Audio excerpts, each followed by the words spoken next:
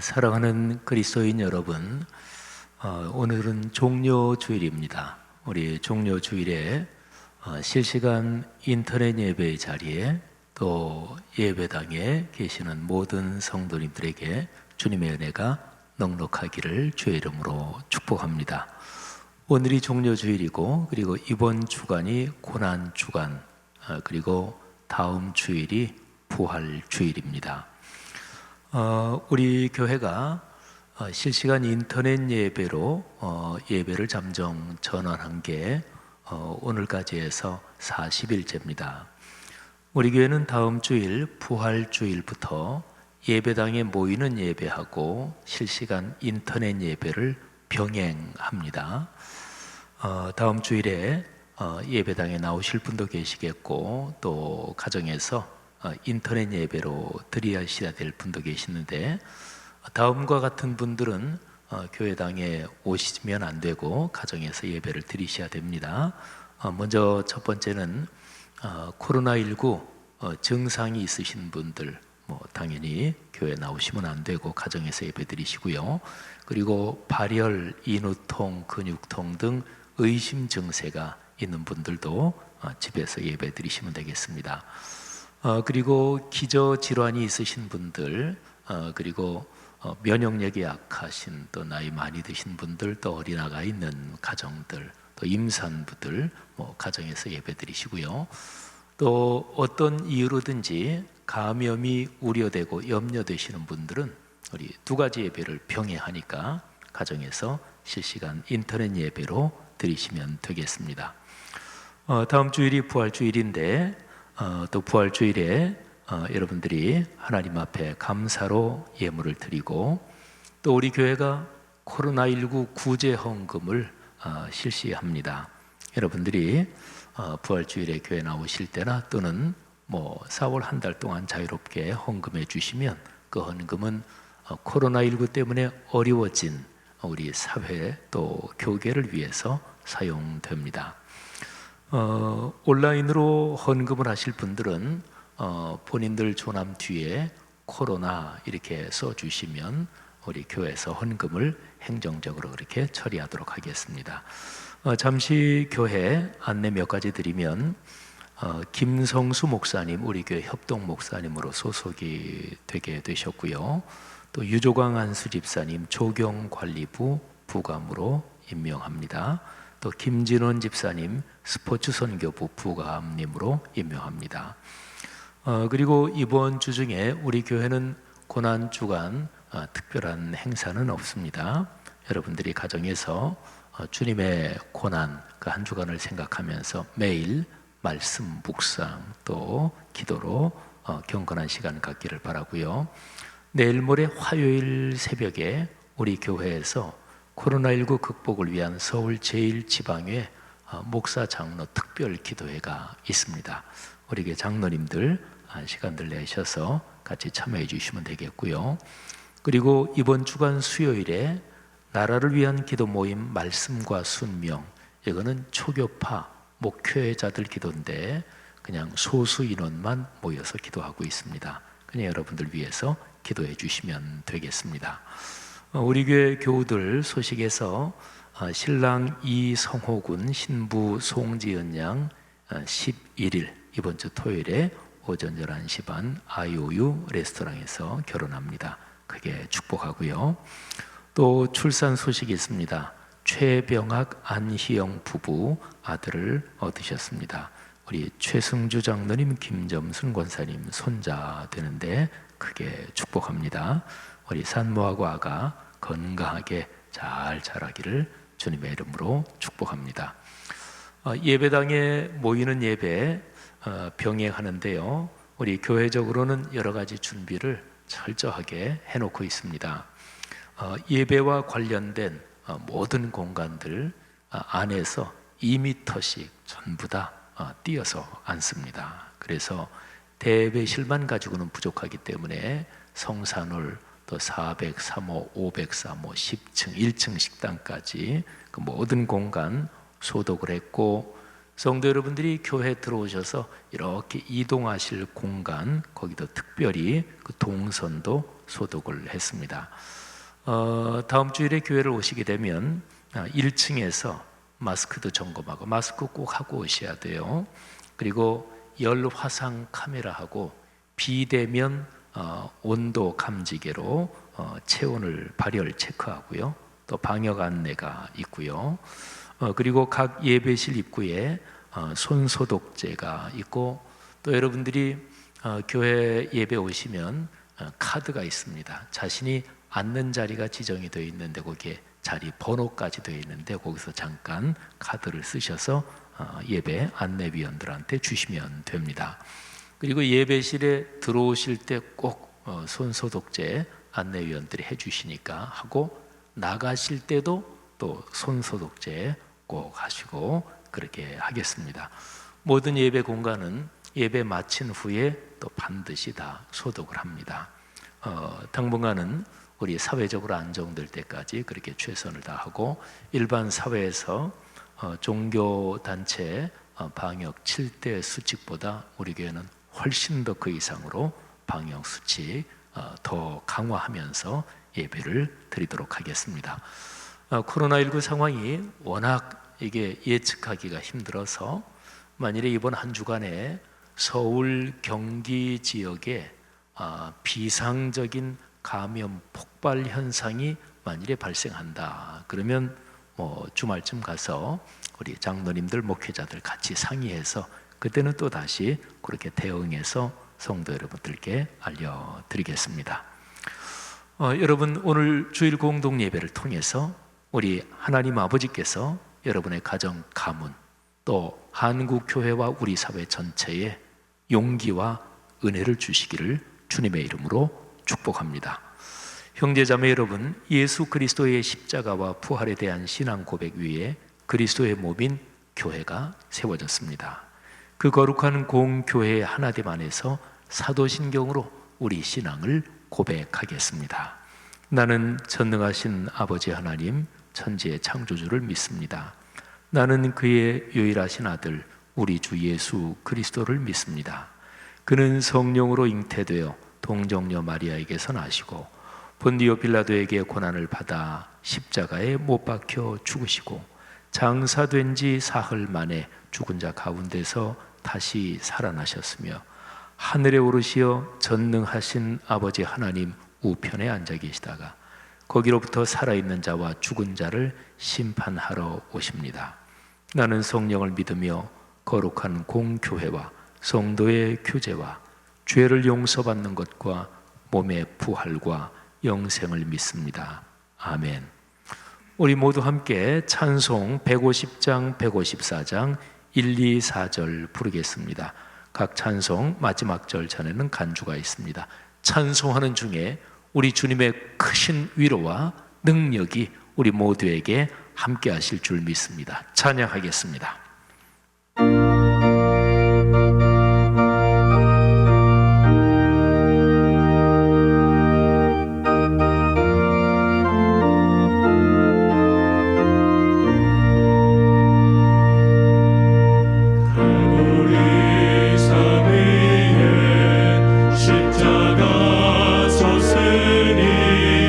주가 고난을 당한 교라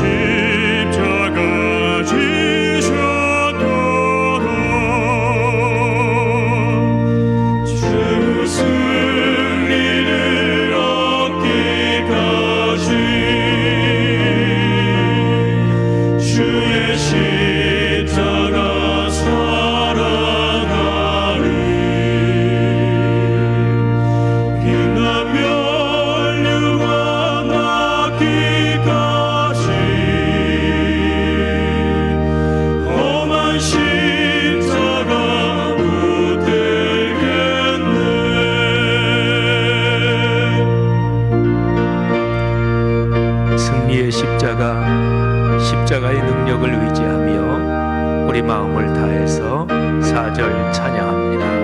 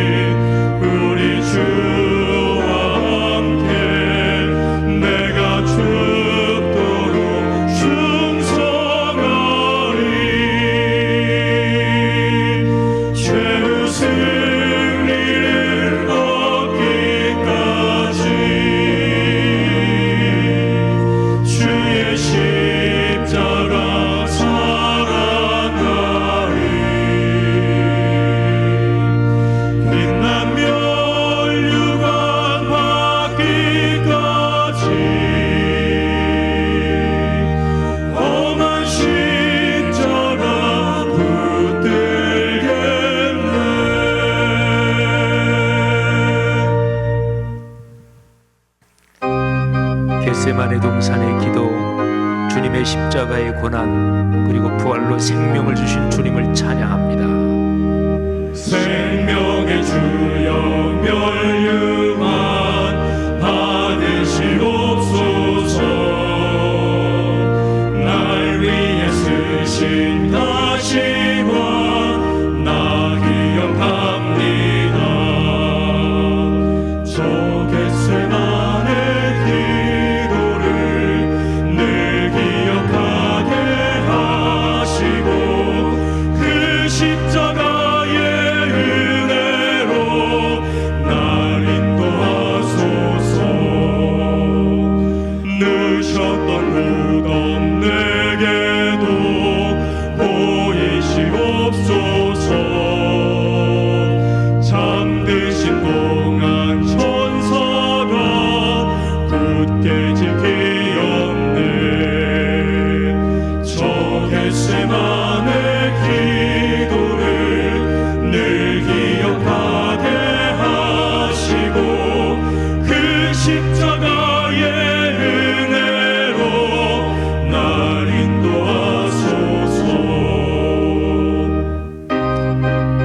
십자가가 우리의 승리입니다. 십자가가 축복입니다. 다 함께 마음으로 찬양합니다. 고난의 잔을 날 위해 담아셨나이다. 나 항상 나의 십자가 감당케 하소서. 저 겟세마네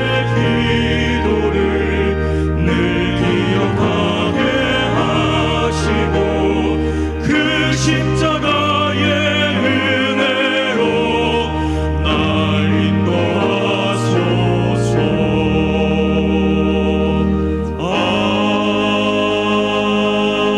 아멘.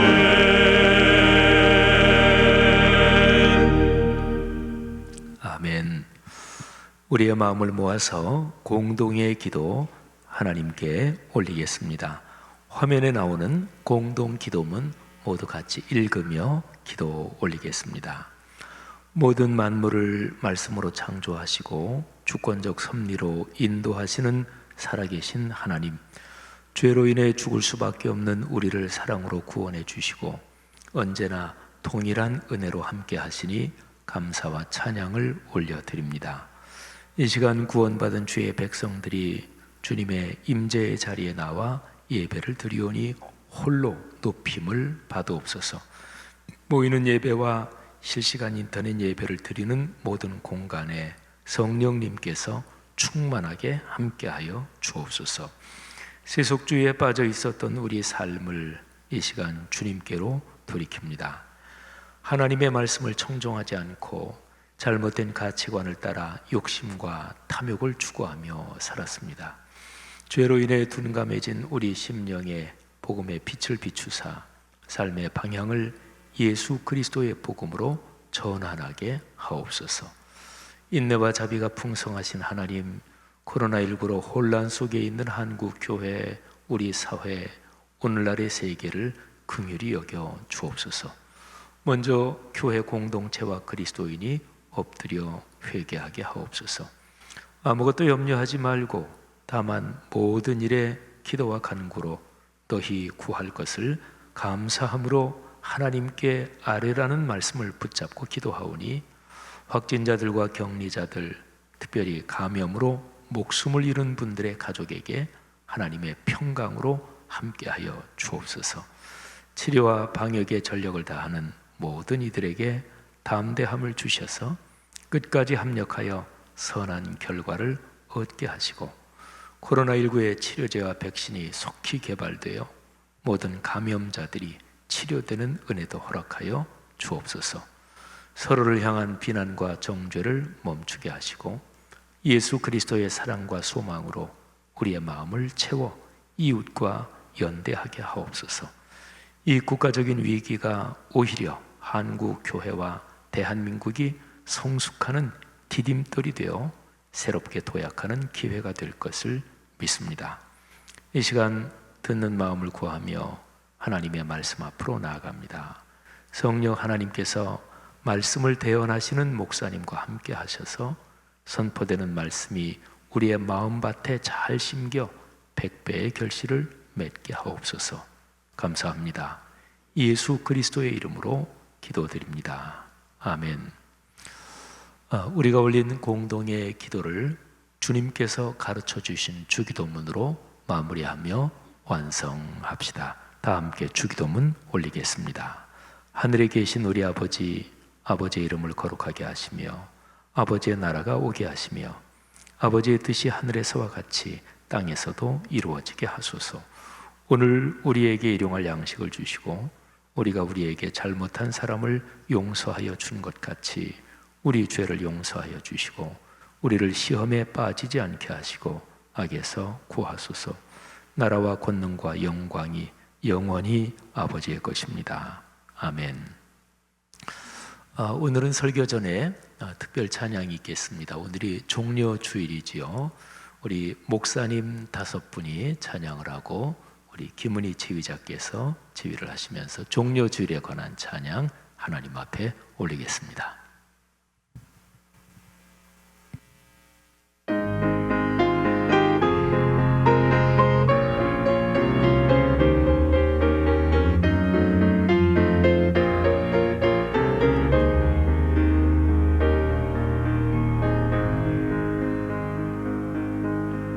길 위에 종려나무 가지와 화려한 꽃송이들 뿌리면서 주님을 모두 나와 맞으라.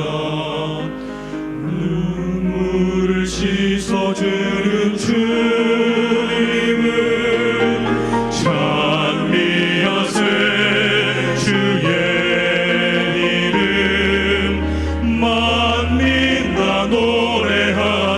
영광 돌리세. 호산나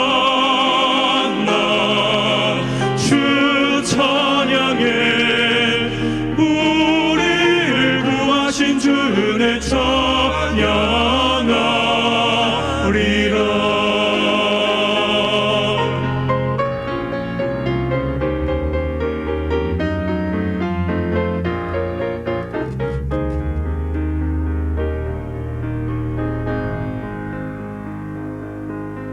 주님의 복된 말씀 듣고서 불쌍한 모든 백성이 자유 얻어 온 세상 평화롭게 되오니 암흑이 광명으로 되도다. 찬미하세.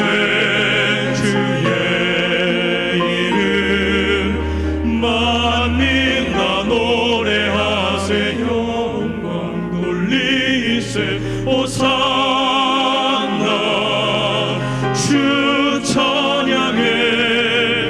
우리를 구하신 주의 찬양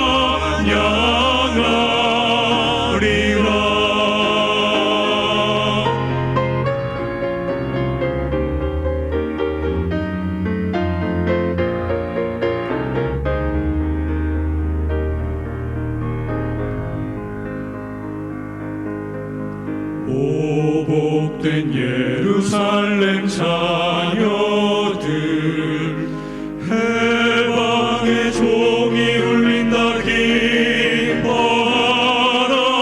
무한한 사랑 베푼 주 예수 믿음과 참 소망을 주시네 찬미하세 주의 이름 만민 다 노래하세 영광 돌리세 호산나 주 찬양해 우리를 구하신 주의 찬양하리라.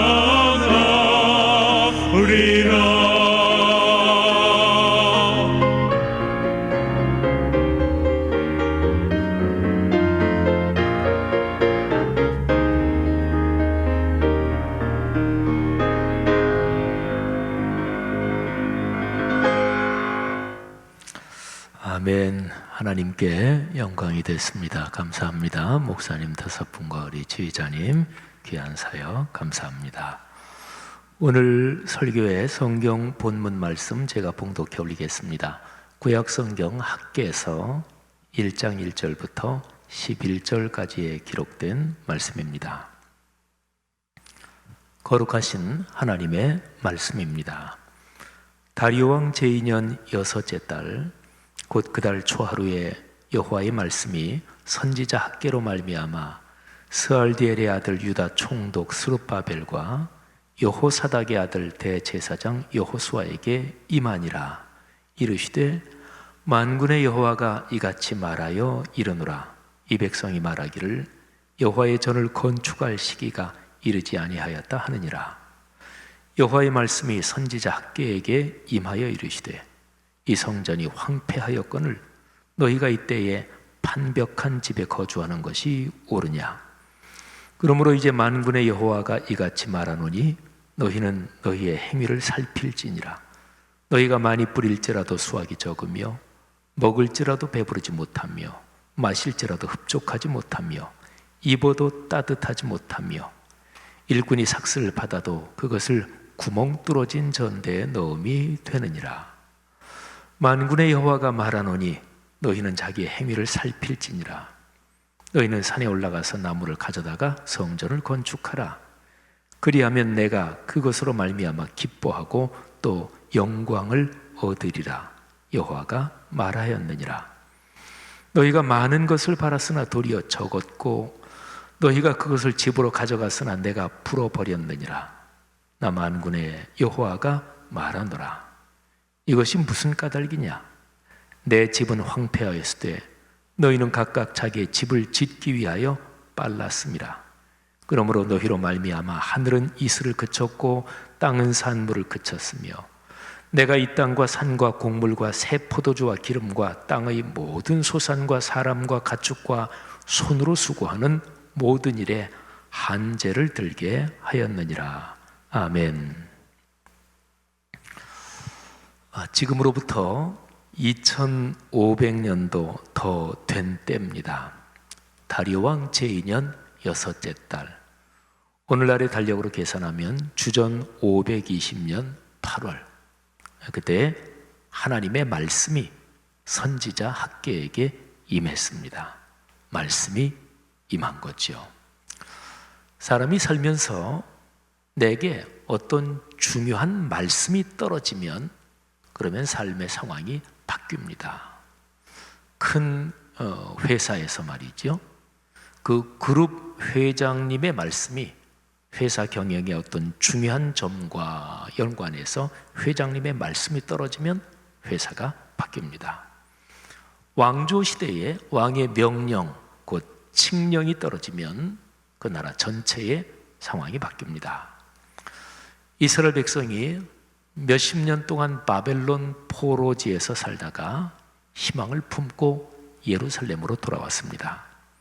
그러나 그들의 희망과는 다르게 예루살렘, 그 고국의 상황은 잠담했고 또 현실 상황은 결코 녹록지 않았습니다. 그런 가운데서 품고 왔던 희망은 사그러들고, 그리고 현실 상황에서 절망하고 있는 이스라엘 공동체, 거기에 하나님의 말씀이 떨어진 것입니다. 하나님의 말씀이 떨어졌으니까 그들의 삶의 현실, 삶의 상황이 바뀌었겠지요. 이제 변화가 일어나겠지요. 오늘 성경 말씀을 보면 1절과 3절에 2번 말씀이 임하니라, 이 표현이 기록이 되어 있습니다.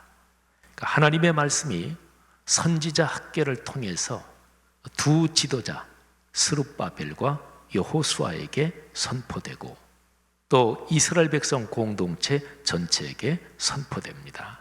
말씀이 임한 거죠. 그런데 말씀이 임하니라 그 표현 다음에 이르시되, 이런 표현이 또 이어져 있습니다. 그러니까 하나님의 말씀은 추상적인 공론이 아니고 구체적인 내용을 담고 있습니다. 하나님의 말씀이 우리의 삶으로 다가올 때 하나님은 언제나 우리의 삶의 변화를 요청하십니다. 그래서 우리의 삶의 상황을 바꾸시는 거죠. 이르시되, 그 다음에 이어지는 말씀이 바로 삶의 상황과 관련한 실존의 변화를 촉구하는 내용이 됩니다. 자, 그러면 학계 선지자를 통해 이스라엘 민족에게 내린 하나님의 말씀, 그 구체적인 내용이 무엇일까요? 2절과 3절에 내용적으로는 같은데 표현상으로는 다르게 2절과 3절에 그 내용이 나와 있습니다. 자, 2절과 3절의 내용 여러분과 제가 한번 같이 읽겠습니다. 이 백성이 말하기를 여호와의 전을 건축할 시기가 이르지 아니하였다 하느니라. 이 성전이 황폐하였거늘 너희가 이때에 판벽한 집에 거주하는 것이 옳으냐. 자, 보세요. 내용의 핵심은 성전에 관련된 것이었습니다. 성전, 하나님께 예배하는 건물 말이지요. 이스라엘 백성이 바벨론의 포로로 끌려갔다가 거기에서 다시 고국 예루살렘으로 돌아오게 된 것은 페르시아 왕 고레스가 바벨론 국가를 꺾습니다. 그리고서 주전 538년에 칙령을 내리죠. 유대인들은 자기들 고국으로 돌아갈 수 있게 칙령을 내린 것입니다. 그래서 돌아옵니다. 이게 1차 귀환입니다. 이들은 귀환한 후에 바로 성전 재건을 시작했습니다. 그러나 현실적인 어려움이 산적해 있었고 그 현실적인 어려움의 벽에 부딪혀서 성전 재건은 짓다가 중단되고 말았습니다. 그리고 한 18년 정도 세월이 흘렀습니다. 오늘 본문 1장 1절에 주전 520년 8월 그 정도까지 18년 세월이 흐른 거죠. 짓다만 건물은 흉물스러웠고, 그리고 아마도 이스라엘 민족들 그들의 마음속에는 성전 재건을 하다 중지한 것에 대한 죄스러움도 있었겠고 안타까움도 있었겠지만 그보다는 먹고 사는 생존이 더 절박했을 것입니다. 바로 이런 상황에서 하나님이 말씀을 주시는 거예요. 그것도 명시적으로 성전에 관하여 말씀하십니다. 당시의 현실 상황으로 보면 여호와의 전, 그 성전을 건축할 수 있는 상황이 아니었습니다. 누가 봐도 그랬습니다. 백성들이 다 그렇게 생각하고 그렇게 말했습니다. 성전 재건, 그거 필요 없다, 이렇게 말하는 사람은 하나도 없었습니다. 다만 시기상으로 지금이 적절하지 않다, 지금으로서는 성전 재건을 지속하는 게 불가능하다, 이런 판단이었던 거죠. 그러나 그러면서도 사람들은 성전의 폐허 속에서도 자기들 집을 짓고들 살았습니다. 그래서 하나님이 물으시는 거예요. 아까 여러분과 제가 2절과 3절을 같이 읽었는데 그 3절 내용을 표준 세번역으로 제가 한번 읽겠습니다. 한번 들어보세요. 성전이 이렇게 무너져 있는데 지금이 너희만 잘 꾸민 집에 살고 있을 때란 말이냐. 여러분, 당시에 예루살렘에 거주하는 사람들 중에서 어떤 사람은 성전 재건을 열망했을 것이고, 또 성전 재건이 시급하다, 지금 바로 재개해야 된다, 이런 얘기를 사람들에게 열정을 가지고 얘기하기도 했을 것입니다. 그러나 어느 시대에나 여론이라는 게 있잖아요. 여론의 대세는 그와 달랐습니다. 아직은 때가 아니다, 이게 여론이었습니다. 그런데 하나님은 그 여론의 인식이 잘못된 거다, 그 여론이 잘못 판단한 것이다, 이거를 지적하십니다. 5절과 7절에 보면 반복되는 표현이 있는데 이게 바로 이와 연관되어 있습니다. 너희는 너희의 행위를 살필지니라. 너희는 자기의 행위를 살필지니라. 여러분, 하나님께서요, 이스라엘 백성들이 살고 있는 그 삶의 상황을 한번 분석해보고 돌아보라고 말씀하십니다. 그들을 힘들게 하는 게 무엇인지, 그리고 그들의 삶이 그토록 고통스럽고 그토록 문제가 풀리지 않는 원인이 무엇인지, 그들의 삶의 현장을 한번 자세히 살펴보고 분석해보라고 요청하시는 거예요. 하나님은요, 인격적인 분이시기 때문에 어떤 일을 진행하실 때 우리 사람을 윽박지르면서 강제하고 이렇게 역사하시지 않습니다. 아주 특별한 어떤 상황을 빼놓고는 하나님은 우리를 인격적으로 대우하십니다. 삶의 상황을 면밀하게 차분하게 한번 분석해 봐라, 그런 얘기죠. 하나님이 그렇게 말씀하시는 그 내용이 5절과 6절에 있는데 제가 한번 읽어보겠습니다. 표준 세번역인데요, 한번 들어보십시오. 나 만군의 주가 말한다. 너희는 살아온 지난 날을 곰곰이 돌이켜보아라. 너희는 씨앗을 많이 뿌려도 얼마 거두지 못했으며, 먹어도 배부르지 못하며, 마셔도 만족하지 못하며, 입어도 따뜻하지 못하며, 품꾼이 품삯을 받아도 구멍난 주머니에 돈을 넣음이 되었다. 여러분, 예루살렘 사람들의 삶의 상황이 어려운 까닭이 무엇인지 하나님께서 지금 말씀하시는 거예요. 경제적으로 힘들었습니다. 또 사마리아를 비롯한 주변 사람들의 협박도 참으로 두려웠을 것입니다. 그런데 하나님께서는 왜 그렇게 어려운지, 삶의 상황이 왜 그렇게 버거운지 그 이유를 말씀해 주고 계세요. 하나님은 간접적인 방식의 표현으로도 말씀해 주시고 직접적인 방식의 표현으로도 말씀해 주십니다. 자, 7절과 8절에 간접적인 방식의 표현으로 하나님이 이렇게 말씀을 하십니다.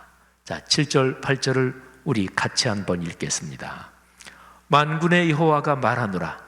너희는 자기 행위를 살필지니라.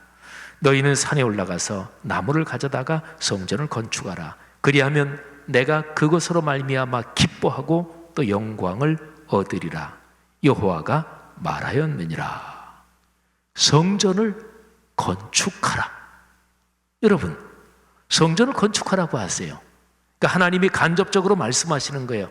성전 건축에, 성전에 너희의 삶의 상황이 거기에 걸려있다, 이렇게 말씀하시는 거예요. 하나님께 예배하는 건물, 하나님께 예배하는 것, 하나님과의 관계에 이스라엘 백성들의 삶의 상황이 절대로 뗄 수 없이 연결되어 있다, 걸려 있다, 이 말씀을 하시는 거예요. 오늘 제 설교의 제목이 성전과 삶의 상황, 이거지요. 이 두 가지가 연결되어 있다는 거예요. 자, 오늘 말씀 9절부터 11절에는 직접적인 방식의 표현으로 하나님께서 메시지를 전달하십니다. 자, 보셔요. 제가 한번 읽습니다. 너희가 많이 거두기를 바랐으나 얼마 거두지 못했고, 너희가 집으로 거두어 들였으나 내가 그것을 흩어버렸다. 그 까닭이 무엇이냐? 나 만군의 주의 말이다. 나의 집은 이렇게 무너져 있는데 너희는 저마다 제 집 일에만 바쁘기 때문이다. 그러므로 너희 때문에 하늘은 이슬을 그치고 땅은 소출을 그쳤다. 내가 땅 위에 가뭄을 들게 하였다. 산 위에도 곡물과 새 포도주와 기름 위에도 밭에서 나는 모든 것 위에도 사람과 짐승 위에도 너희가 애써서 기르는 온갖 것 위에도 가뭄이 들게 하였다. 아멘. 성도 여러분들이요, 예루살렘 성전의 재건은 그 당시 이스라엘 공동체의 절박한 일이었습니다. 이스라엘 사회는 성전을 중심으로 구조된 신앙 공동체였습니다. 그런데 보세요, 그 성전이 예루살렘 멸망과 함께 초토화됩니다. 바벨론으로 끌려가요. 그러면 성전을 중심으로 이스라엘 사회 전체가 구성이 된 신앙 공동체에서 중심 역할을 하는 성전이 초토화되고 폐허가 되어버렸으니까 이스라엘 백성이 어떻게 유지하겠어요? 그런데 건물인 성전이 없는 시대에 이스라엘 백성들은 기록된 말씀을 중심으로 신앙 공동체를 유지해 나갔습니다. 그러니까 고정 건물이 없던 몇십 년 동안 그들은 생각했을 거예요. 우리에게 성전의 의미가 무엇인가? 성전이 폐허가 되고 파괴되면서 그들은 그야말로 충격을 받았을 텐데, 그러면서 이제 생각을 했겠죠. 성전의 의미가 무엇인가? 우리가 믿는 하나님 신앙의 핵심이 무엇인지를 깊이 묵상했을 것입니다. 그리고 그 묵상 중에 그들은 거기에서 새로운 깨달음을 얻었습니다. 성전 건물의 의미가 성전 구조의 심장 부분인 지성소에 있고요, 그리고 지성소 안에 언약궤가 성전의 심장이다, 이거를 뼈저리게 깨달았습니다. 자, 예루살렘 도성 전체를 생각해 보세요. 그 예루살렘 도성 전체는 그 안에 있는 하나님께 예배 드리는 장소 성전에 걸려 있습니다. 그리고 성전의 구조에서 핵심은 제일 안쪽에 있는 지극히 거룩한 장소 지성소, 그 지성소에는 언약궤가 있죠. 언약궤 안에 십계명의 돌판이 있습니다. 그러니까 요약하면 말씀이 있다는 거예요. 하나님은 어디에 계시나요? 말씀이 있는 곳에 하나님이 계십니다. 하나님은 어떻게 축복을 주시나요? 하나님의 말씀이 살아 움직여서 삶으로 이어지면서 하나님의 축복이 임하는 거예요. 이스라엘 백성들이 바벨론 포로 생활 중에서 이거를 깨달은 거예요. 그렇구나, 성전 건물 자체가 무슨 부적처럼 보이되는 게 아니고 성전 안에서 예배하는 것, 예배할 때 하나님의 말씀이 작동하고 그 말씀이 삶으로 이어지는 것, 하나님의 뜻이 우리의 삶에서 이루어지는 것, 그게 바로 성전의 참된 의미구나, 이거를 깨달은 거죠. 여러분, 이런 상황과 연관해서 일어난 것이 바리새 운동이에요. 예수님 당시에 바리새인들은 형식적인 교권주의적인 타락한 신앙의 대명사가 되어버렸습니다마는 바벨론 포로기 그 상황 가운데서 하나님의 기록된 말씀, 그리고 조상들의 말씀의 전승, 여기에 목숨을 걸어야 하나님 신앙이 바로 선다, 이렇게 해서 일어난 운동이 바리새 운동이었습니다. 포로기 이후 시대, 이제 포로기에서 돌아왔어요. 근데 그 시대에 하나님의 말씀을 선포한 선지자 학계의 외침에서 바로 이런 외침이 울려 퍼지는 거죠. 성전을 건축하라. 자, 그러면 선지자 학계가 외치고 또 다른 선지자들도 외친 바로 그 요청, 성전을 건축하라, 여기에서 성전이 건물 그것만 말씀한 거는 당연히 아니겠죠. 이스라엘 백성들이 아까 말씀드린 것처럼 건물 자체가 부적처럼 그렇게도 생각됐지만 성전이 파괴되고 몇십 년의 포로 생활을 거치면서 진짜 의미를 깨달았잖아요. 뼈를 깎으면서 포로기 시대를 경험한 이스라엘 민족이 성전의 참된 의미를 깨닫고 난 다음입니다. 그러니까요, 학계 선지자의 그 선포, 성전을 건축하라, 이 의미는 눈에 보이는 건물 그 성전은 기초고 기본적인 거지만, 그런데 그 위에서 하나님의 참된 성전의 의미를 회복하라는 거지요. 성도 여러분, 우리 교회가 인터넷 예배를 드린 지가 이제 40일째가 돼갑니다. 우리 교회는 다음 주일 부활주일 4월 12일 부활주일부터 예배당에 모이는 예배와 인터넷 예배를 병행합니다. 47일 만이에요.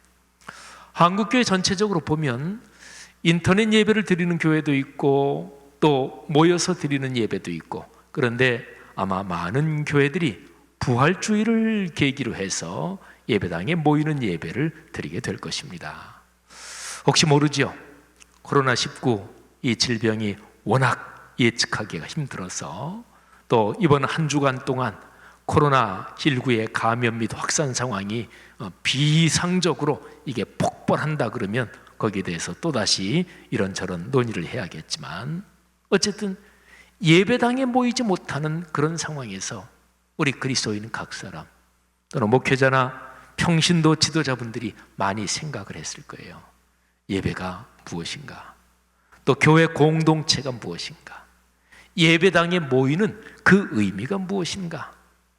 아마 성도 여러분들 중에서는 예배당에 모이는 예배가 절절히 그립기도 했을 것입니다.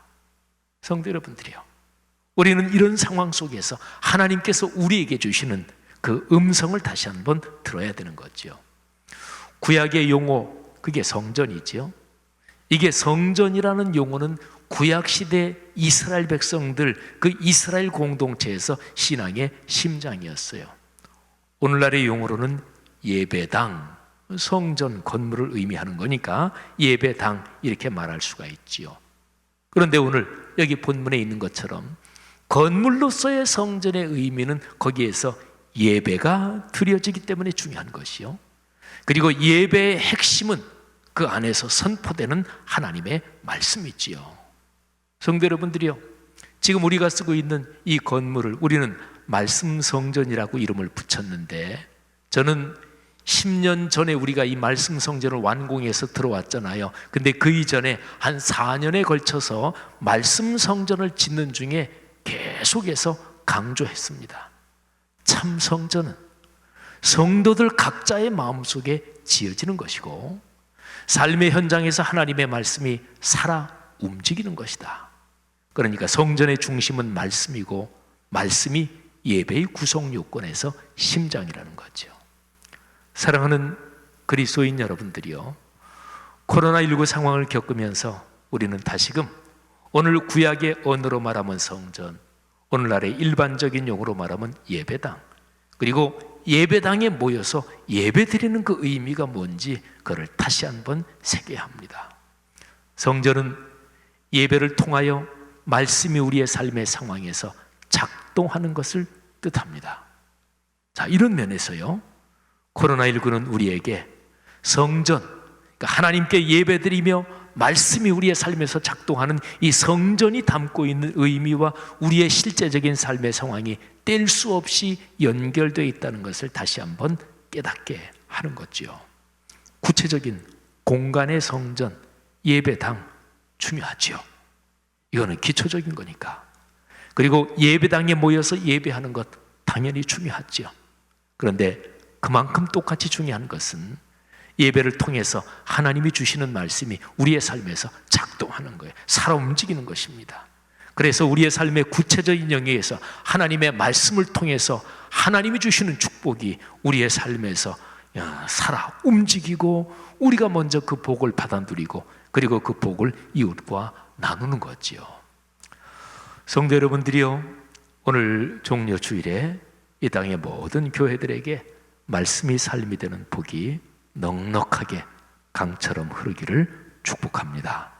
실시간 인터넷 예배를 드리는 분들이나 또는 예배당에 모여서 예배 드리는 모든 분들에게 오늘 이 종려주일에 한국 교회 위에 하나님께서 주시는 은혜와 평안이 넉넉하기를 주의 이름으로 크게 축복합니다. 기도하겠습니다. 이 시간에 들은 말씀을 가슴에 끌어안고 한번 기도하겠습니다.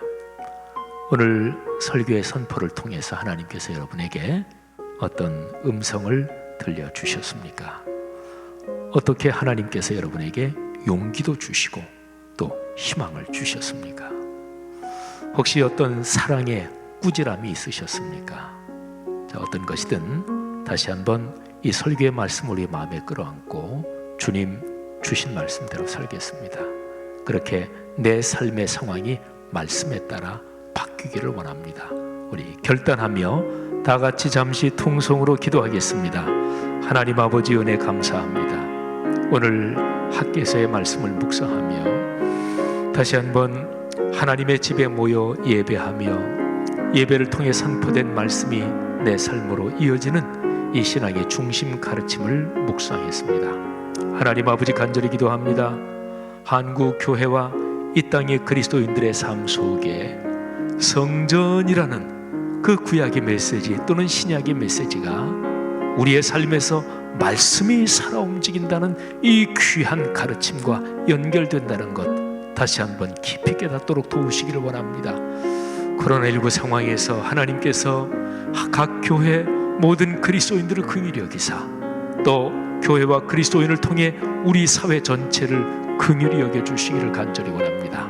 이 시간에 기도하고 결단하는 성도들마다 하나님께서 그 마음을 감싸 안아주시고 그 마음에 용기를 주시고 희망을 주시며 그리고 거룩한 능력을 영육간에 부어주시기를 간절히 원합니다. 감사합니다. 감사합니다. 이 시간에 우리가 중보의 기도를 함께 드리겠습니다. 다 해서 2번 기도 드리겠는데요. 먼저 첫 번째는 한국 교회와 그리스도인의 죄를 회개하는 기도를 드리겠습니다. 우리 화면에 3가지의 구체적인 기도 제목이 나오지요. 자, 먼저 그 기도 제목을 읽으면서 기도하지요. 한국 교회와 그리스도인이 삼위일체 하나님의 유일하고 완결된 계시인 성경 말씀과 이에 근거한 하나님의 주권적 섭리를 따르지 못한 죄를 회개합니다. 한국 교회와 그리스도인이 예수 그리스도의 복음에 불순종하고 세속주의에 야합함으로써 이 땅에 건강한 사회윤리적 문화를 세우지 못한 죄를 회개합니다. 한국 교회와 그리스도인이 진리의 말씀으로 보수와 진보를 끌어안지 못한 죄와 우리 역사와 사회 흐름을 주님의 뜻에 따라 이끌지 못한 죄를 회개합니다. 우리 3가지를 붙잡고 기도하는데요. 성경에 보면 하나님의 사람들은 자기가 지은 죄뿐 아니라 자기 시대의 모든 죄가 주님 우리가 잘못했습니다. 또 조상들이 살아온 길에 있는 모든 과거의 죄까지도 주님 우리가 잘못했습니다. 이렇게 기도했습니다. 그게 영적인 장자입니다. 하나님은 그렇게 시대의 죄와 역사의 죄를 끌어안고 하나님 앞에 회개하는 그 그리스도인, 그 가정, 가문 또는 그 교회 공동체를 사용하셔서 당신의 뜻을 이루어 가십니다. 한국 교회와 그리스도인의 죄를 회개하는 기도 다 함께 잠시 통성으로 기도하겠습니다. 하나님 아버지, 하나님 아버지, 우리가 우리 시대에 하나님 앞에 범죄한 죄들 그리고 역사에서 하나님 앞에 거스른 죄들을 끌어안고 기도합니다. 한국 교회와 그리스도인이 말씀대로 살지 못한 죄 우리의 가슴으로 영혼으로 끌어안고 이 시간에 회개합니다. 주 앞에 고백하며 기도하오니 하나님 아버지 우리의 죄를 용서해 주시고 하나님께서 이렇게 주님 앞에 엎드려 기도하는 성도들을 통해서 새로운 길을 열어주시며 강한 능력으로 역사해 주시며 하나님의 놀라운 미래를 열어주시기를 간절히 기도합니다. 한국 교회와 그리스도인이 새롭게 되게 하시며 우리 사회가 코로나19에서 주시는 하나님의 은총으로 성숙하게 하시고 돌이키게 하시고 변하게 하시기를 간절히 원합니다. 하나님 아버지 우리에게 사랑하는 성도들을 축복하시며 말씀삼 공동체 성락 성결교회를 긍휼히 여기시고 우리 교회와 한국 교회가 이 시대에 하나님께서 원하시는 뜻을 기억하고 그 뜻에 순종하여 삶을 걸어갈 수 있도록 축복하시기를 간절히 바라옵고 원합니다.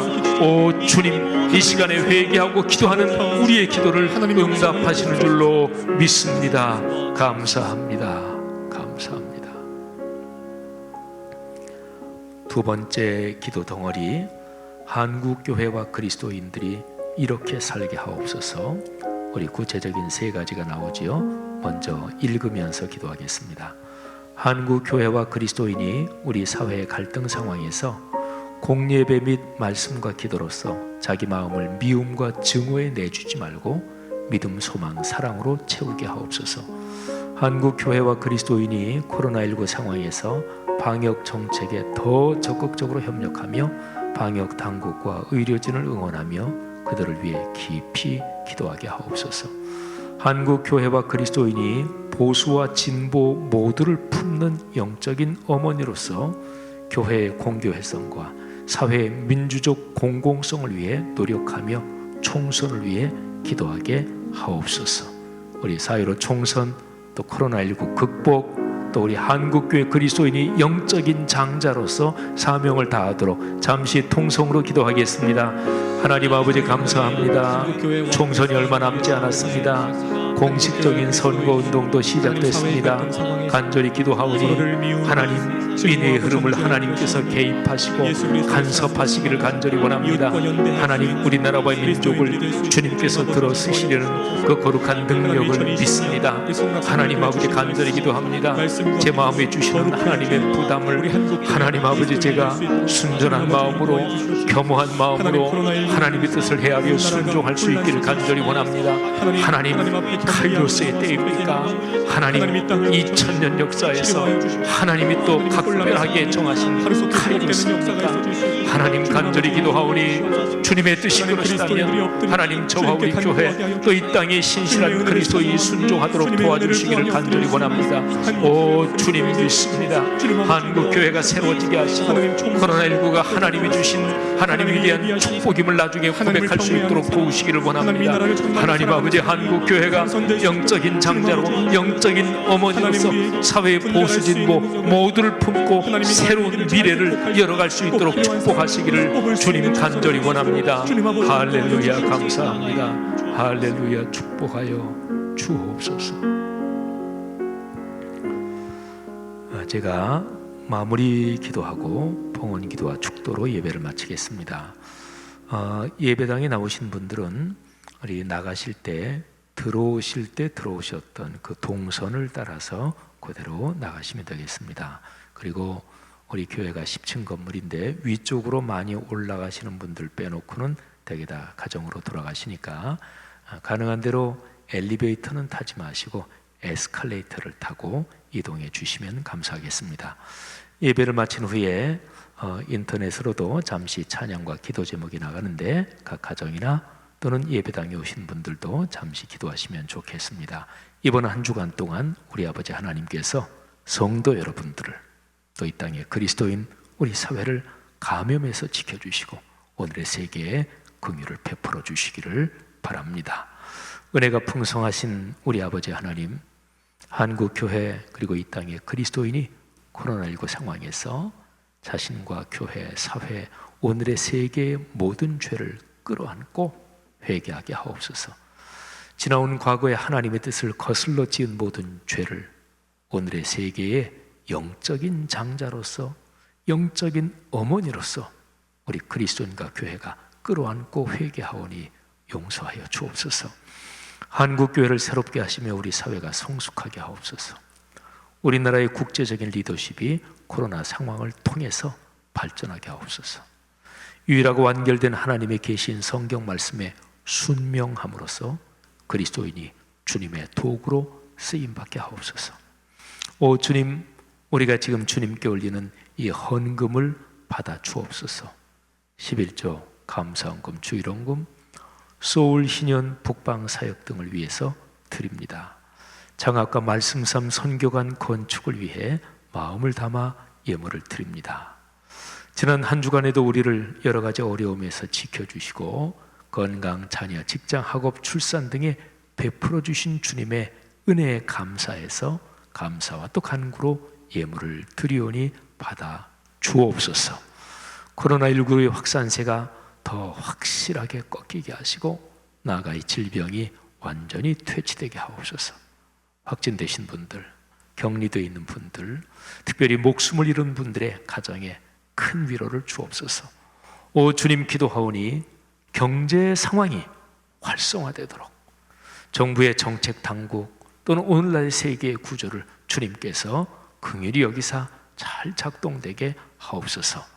방역 당국, 의료진 모든 관계자들을 감염되지 않게 하시고 과로에서 지켜주옵소서.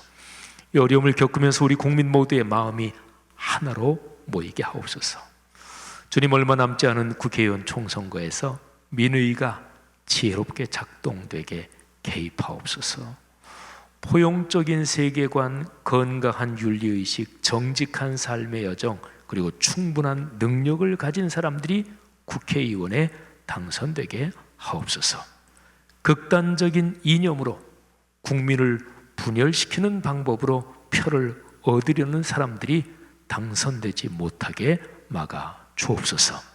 이번 주간도 주님께서 말씀 삶 공동체 모든 가족과 자녀 후손, 이 땅의 모든 사람들을 감염해서 지키시며 주님의 은혜와 평안, 믿음과 용기, 희망과 감사를 주옵소서.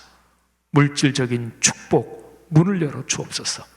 연로하신 분들, 어린아이들 또는 병에 취약한 분들을 각별히 지켜 주시옵소서. 오 주님, 지금 이 시간에 코로나19에 감염된 세계의 모든 분들을 위해서 기도하오니 치료의 영이신 성령께서 지금 찾아가셔서 지금 그들의 머리에 손을 얹으사 치료해 주옵소서. 용기를 주옵소서. 축복해 주시옵소서. 이제는 우리의 주님 예수 그리스도의 은혜와 하늘아버지의 가없으신 사랑하심과 우리 꼭 끌어안고 엄마가 아가를 끌어안고 업고 지키는 것처럼 우리를 지키시며 동행하시는 성령 하나님의 그 자상하신 동행하심이 하늘 백성 머리 위에 이 귀한 사람들을 통해 오늘의 세계 위에 지금부터 영원히 같이 하시기를 축원하옵나이다. 아멘.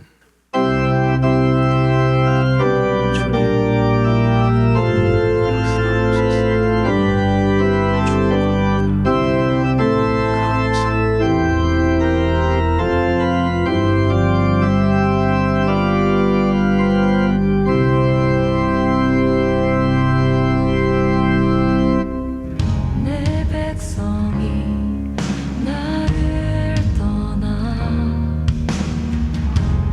돌아서면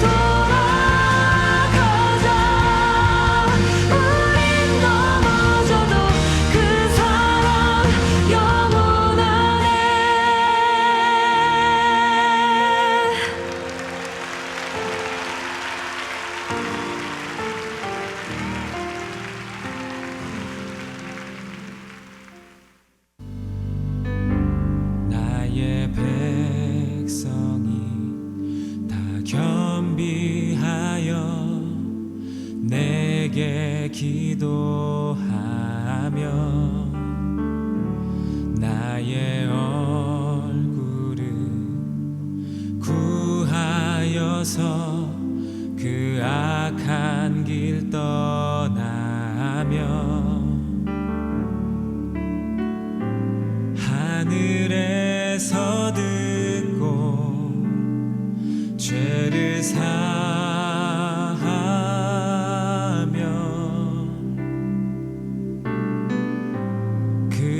그들의 땅을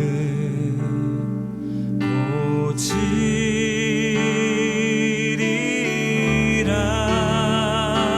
아버지여